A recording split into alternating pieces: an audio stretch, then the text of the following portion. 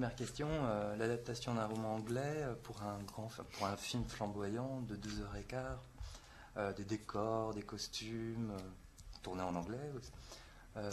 C'est pas anodin dans la carrière d'un cinéaste français. Je voulais votre réaction là-dessus. Rien n'est anodin. Non, c'est un livre que j'ai lu en fait il y a assez longtemps et que j'avais beaucoup aimé et que j'avais envie d'adapter depuis pas mal de temps, au moins depuis 5-6 ans. Et en fait, je me sentais pas capable encore de le faire quand je l'ai lu. Et c'est pour ça que j'avais fait Swimming Pool, qui était déjà un livre qui parlait d'une femme écrivain, enfin un film qui parlait d'une femme écrivain et de sa relation avec son éditeur, avec aussi sur le processus de création, comment les choses pouvaient se mélanger dans l'imaginaire d'une écrivain. Et puis l'année dernière, après avoir fait Le Temps qui reste, qui était un film assez épuré, qui allait vers quelque chose d'assez simple, j'ai eu d'envie quelque chose avec plus de profusion, quelque chose où il y avait plus peut-être, pas un défi artistique plus important, mais disons plus de contraintes et plus d'éléments à gérer, faire un film d'époque, en costume, et puis en anglais surtout. Ça, c'était vraiment le défi majeur, de enfin oser attaquer la langue anglaise et des acteurs anglais qu'il fallait diriger en anglais, voilà. Parce que Swimming Pool, c'était quand même des actrices françaises, parce que Charlotte parle très bien français, Ludivine aussi, donc je les avais dirigées en français, alors que là, c'était vraiment autre chose.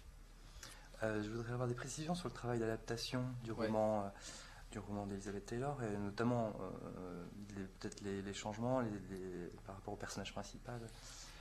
Disons que le roman se passe sur beaucoup plus de temps, donc il y a déjà eu une contraction du temps, ce qui se fait souvent quand on adapte un livre, parce que le personnage meurt à la fin du livre à 60 ans, et il y a les deux guerres, il y a 14-18, 39-45, et dans toute la seconde partie de l'histoire, une fois qu'Esmé est mort, le personnage n'évolue plus vraiment, c'est vraiment une déchéance qui dure presque 30 ans, 40 ans, c'est toute la vie d'Angel et Esmé dans cette maison, et il y avait toute une partie que j'ai coupée où Angel s'intéresse aux animaux de plus en plus, elle devient une espèce de passionnariat des animaux, une espèce de Brigitte Bardot, elle devient végétarienne et tout, donc ça prêtait encore à moquerie, disons, sur le personnage, et moi il me semblait que dans la seconde partie il fallait être plus avec elle et la suivre et la montrer plus comme une victime. Et puis le gros changement que j'ai fait par rapport au livre, c'est le rapport à la lettre, à la réalité finalement, quand il y a le retour du réel face à Angel. Dans le livre, Nora lui dit pas qu'elle a vu Esmé avec avec sa maîtresse, donc du coup ça change complètement les choses sur les personnages, sur est-ce qu'il faut, quand on veut protéger quelqu'un, lui dire la vérité ou lui mentir, enfin bon, voilà. Alors en même temps, Angèle, c'est un personnage très ambigu à tous les niveaux.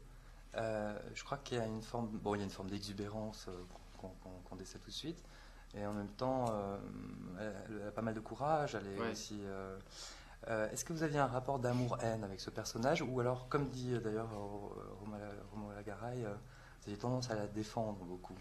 Oui, moi j'aimais le personnage, il me faisait rire, et puis dans mes films, j'essaye jamais d'avoir des personnages très sympathiques, même dans Le Temps qui reste. Au début, le personnage de Melville Poupeau, ou même le personnage de Charlotte Rampling dans Sous le sable, c'est pas quelqu'un de très sympathique. Moi j'aime les gens qui ont une obsession souvent, et que a priori le spectateur n'aime pas forcément, mais je pense que le point de vue change tout au long du film. C'est ça qui m'intéresse, qu'il y ait cette espèce de changement de point de vue tout au long du film qui se fait progressivement à travers le comportement du personnage, à travers les événements qu'elle traverse.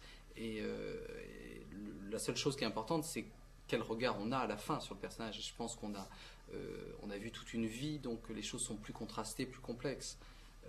Elle n'est pas simplement noire ou blanche, elle est surtout fidèle à ses rêves, et voilà, est-ce qu'il faut être fidèle à des rêves de petite fille et pas évoluer et pas s'adapter à la réalité ou pas, c'est ça un petit peu son drame, de certaine manière, ce qui la tue. Et en même temps, qu'est-ce qui vous attirait au départ vraiment chez elle? Est-ce que c'était cette frénésie dont vous parlez à un moment d'ailleurs du personnage?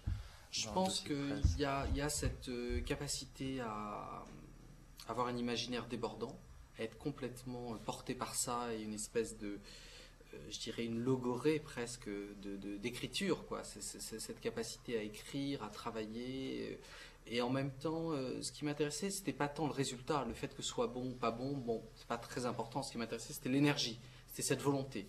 Et puis aussi m'a touché, c'est cette espèce de pragmatisme que pouvait avoir le personnage par rapport à son travail, c'est-à-dire que pour elle, c'est clair qu'elle écrit aussi pour avoir du succès, pour avoir une reconnaissance. Et que par exemple, quand ça va mal, quand Esmé a besoin d'argent, elle dit bon, bah, je vais écrire des romans qui vont nous permettre d'avoir de l'argent. Qu'est-ce que de quoi le public a envie? Et je trouvais ça intéressant de montrer quelqu'un qui soit comme ça, qui utilise vraiment son art pour sa vie. Et c'est pas l'art pour l'art, c'est vraiment l'art aussi pour pouvoir bien vivre, pour pouvoir sortir de sa condition sociale. Je pense que les choses sont vraiment liées pour elle. Le fait de quitter cette épicerie, d'oublier, même de renier tout ce passé, de pas de faire croire qu'elle vient de l'aristocratie, que son père était bon. Voilà, il y avait tout ce truc aussi sur la mythomanie que je trouvais quand même assez passionnant. Mais je dirais que le film, par rapport à un artiste, est un petit peu toutes les angoisses de ce qu'on n'a pas envie de devenir. C'est-à-dire qu'Angel est un peu, pour moi, un moyen de me dire, bon, voilà ce que j'ai pas envie de devenir, et il faut que j'oublie la réalité, parce que c'est vrai qu'on peut être vite grisé par le succès, par beaucoup de choses qui entourent ce métier de manière générale. Justement, ça me faisait penser à une phrase d'un film de Woody Allen, d'ailleurs un des films les plus Interiors, où Ouais. c'est Diane Curis qui dit à son ami... Pas Diane Curis, Diane Keaton. Pardon, excusez-moi, Diane Keaton, exactement. Qui dit à son ami, ma sœur a subi tous les affres de l'artiste, mais n'en a pas le talent. Ouais. Bah, est-ce que Angel, elle a subi tous les affres? Je sais pas, parce qu'elle a quand même eu du succès, donc elle a une reconnaissance de son vivant.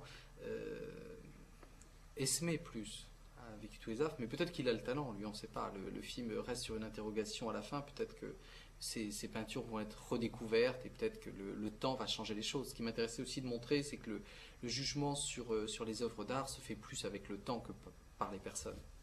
Le personnage de Nora, enfin, je voudrais que vous en parliez un peu. Le personnage de Nora, c'est un personnage que j'aime bien parce que c'est un personnage au début aussi qui est un petit peu cliché, une espèce de servante un peu masochiste qui vit dans l'ombre de la personnalité de la star et qui subit un peu tous ses caprices et qui l'aide, mais en même temps qui est vraiment dévoué et qui aime vraiment son art, mais petit à petit comprend plus de choses qu'on ne croit et qui a un vrai rôle pivot à la fin de l'histoire. Ce qu'elle n'avait pas vraiment dans le livre, c'est ça aussi que j'ai changé, je pense. Et puis en fait, la vraie histoire d'amour, ce sont ces deux femmes, plus que Esmé et Angel. Dernière question sur votre rapport à la matière, au costume, à la couleur, au décor. Ouais. Est-ce que vous vivez une forme de dualité comme ça par rapport au cinéma aussi, même dans l'expression même de... Parce que oui. Sous le sable n'a rien à voir avec par exemple 8 femmes ou peut-être... Si, pour moi oui. en tout cas, Sous le sable a beaucoup à voir avec le personnage d'Angel. Le personnage de Charlotte Rampling dans Sous le sable est quelqu'un qui se coupe complètement aussi du réel, qui vit... Alors après, le ton, la forme, le style sont différents. Mais disons que moi, j'ai pas envie de me priver d'une part du cinéma que j'aime.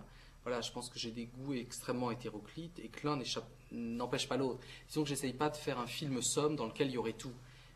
Dans chaque film, je vais dans une direction et ça m'empêche pas après de revenir en arrière et d'aller vers autre chose. Donc, je pense que mes films se jugeront plus sur la globalité que sur un film en particulier. En tout cas, moi, c'est ce qui m'intéresse chez les cinéastes. Un cinéaste comme Fassbinder, c'est ça, je trouve, qui est passionnant. Quand on demande aux gens quel est le meilleur film Fassbinder, les gens ne sont pas capables de dire. Parce qu'il y a tellement de choses, les choses sont tellement différentes, et chaque film s'éclaire différemment en fonction d'un autre. Donc c'est ça qui est intéressant. Merci beaucoup. Merci à vous. C'est très rapide.